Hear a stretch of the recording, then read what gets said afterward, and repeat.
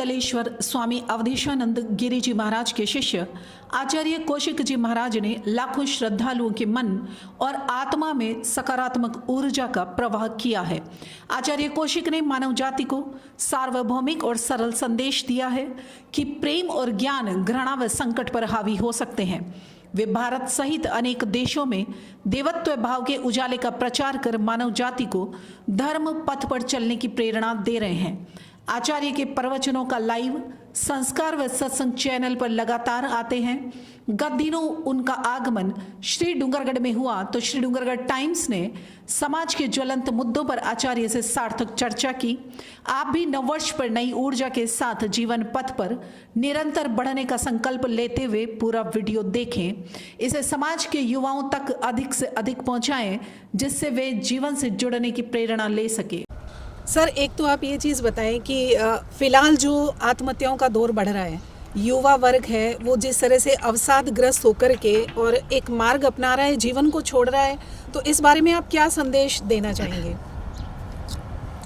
सबसे पहले तो इस चैनल के जितने भी दर्शक हैं उन सबको मैं जय श्री कृष्णा जय श्री राम, आप सबके हृदय में बैठी हुई उस आत्मा को वंदन प्रणाम करता हूँ जिसके बिना यह जीव कुछ भी नहीं कर सकता। जिस बहन ने मुझे प्रश्न किया है कि आज के समय में युवा आत्महत्या की तरफ बढ़ रहा है, देखिए एक तो उसको ज़िंदगी जीने का जो हकीकत का जो सूत्र है ना वो परिवार की तरफ से मिल रहा है ना समाज की तरफ से मिल रहा है। जब तक बच्चों को ये सब नहीं दिया जाएगा तो वो ठीक से सकून में जीवन जीने कैसे।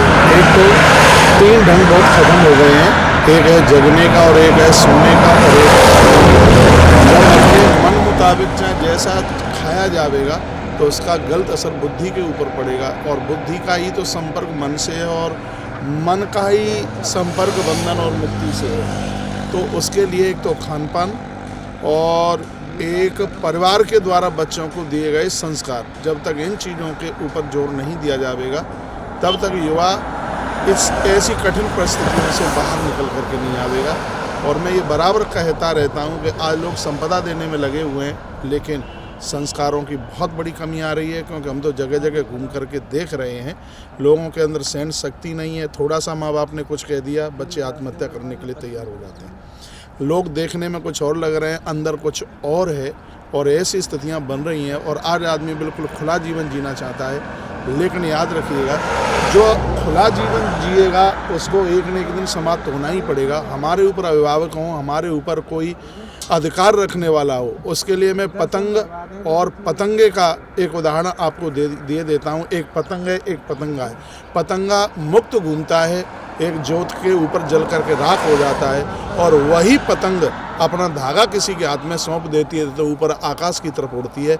हम अपने जीवन की डोर अभिभावकों को, सजग समझदार लोगों को यदि हम सौंप देंगे तो ही हमारा उत्थान तरक्की होगी।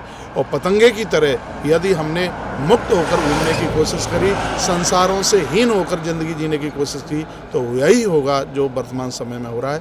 मैं सभी युवा वर्ग को कहना चाहूँगा, एक भोर में सुबह जल्दी से आप जागिए, चिंतन कीजिए, 3 बातें रोज़ सोचिए, मैं कहाँ से आया हूँ, मुझे कहाँ जाना है और मुझे क्या करना है। तब आपके हृदय से अंदर से आवाज़ आएगी कि मैं आने वाले समय में एक पिता बनने वाला हूँ और पिता हुआ है जो पूरी प्रकृति का पालन करे। जब आप बैठ करके ऐसा चिंतन करेंगे तभी अपने आप को पहचान पाएंगे और बढ़िया सकून में जीवन जिएंगे। चैनल के लिए बहुत बहुत धन्यवाद आप सभी।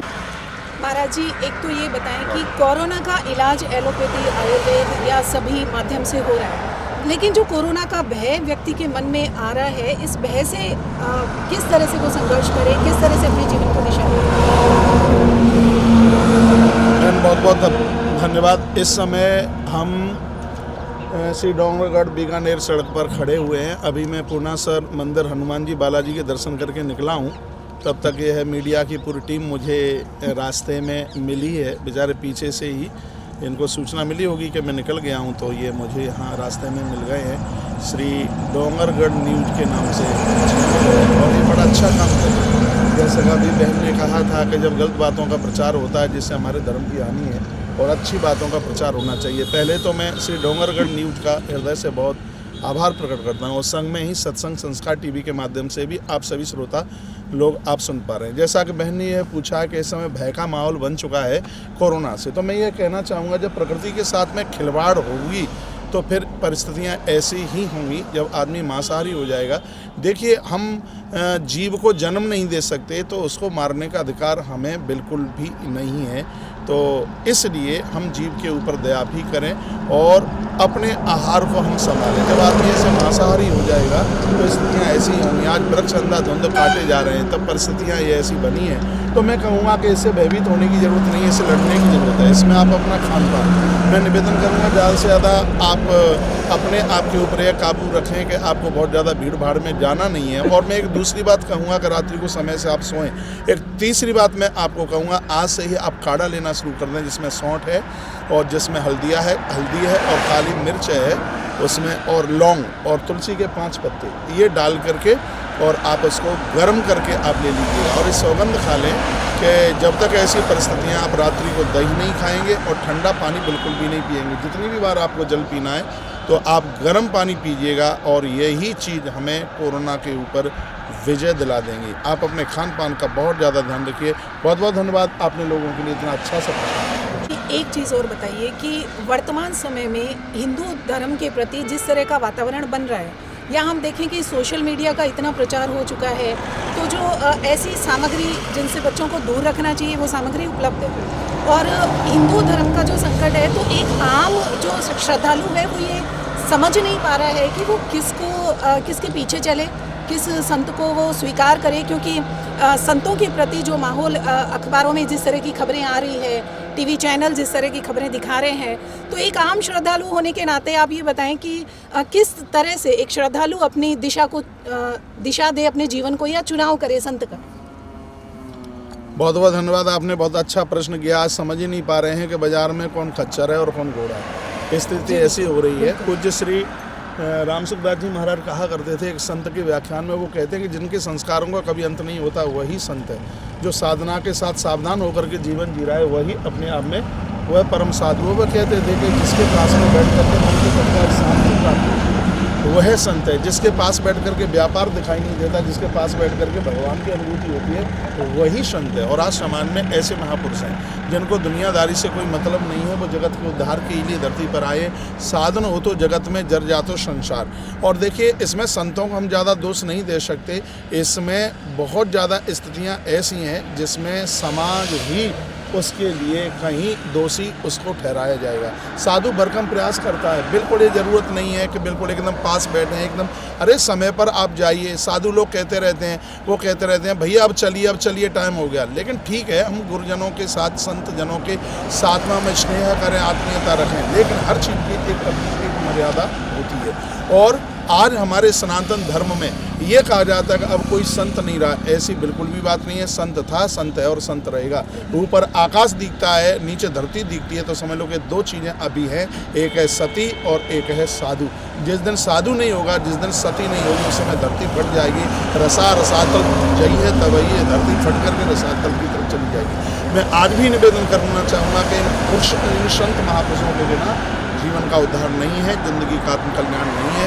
जो सच में ये लगता है कि वो ये संत है तो उसकी बिल्कुल अनुभूति बिल्कुल होती है। जिसके पास बैठ करके सुख मिलता है, शांति मिलती है, आनंद की स्थिति बनती है, तो निश्चित रूप से वो संत है। संत दर्श जिम पातक डरई, ऐसे महापुरुषों का दर्शन करके निश्चित रूप से हमारे पातक दूर होते हैं। जीवन में 4 चीज़ें होनी चाहिए, उसमें एक संत का नाम भी आता है। एक भगवंत है, एक ग्रंथ है, और एक मंत्र है, और एक संत है। तो सभी युवा पीढ़ी आप और सबसे बड़ी बात है कि कोयले के डिब्बों में से काले होने से अपने आप को जरूर बचाएं। धन्यवाद। बहुत बहुत आभार हम व्यक्त करेंगे महाराज कौशिक जी महाराज का। इन्होंने इतना समय दिया। इन्होंने बताया है कि जो आम श्रद्धालु है उनको अनुभूति होगी, अगर वो किसी संत के पास बैठ के उनको शांति का अनुभव होता है तो वो उन्हें संत समझ के आदि बात और बोलूँगा। जी ज़रूर। देखिए, मैंने अभी श्री डोंगरगढ़ में प्रवचन में एक दिन मैंने ऐसी बात कही, अभी तक ऐसा कंप्यूटर, ऐसा कोई विज्ञान नहीं चला जो ये मुझे छू करके बता दे, किसी को छू करके ये बता दे। वो विज्ञान के इस व्यक्ति ने किस स्थिति में किस विचार के साथ छुआ है। अभी ऐसी टेक्नोलॉजी नहीं है। दुनिया की एक ऐसी नारी है जिसको छूते ही ये पता लगता है कि इस पुरुष ने मुझे किस हिसाब से छुआ है। ये योग्यता एक नारी के पास में है।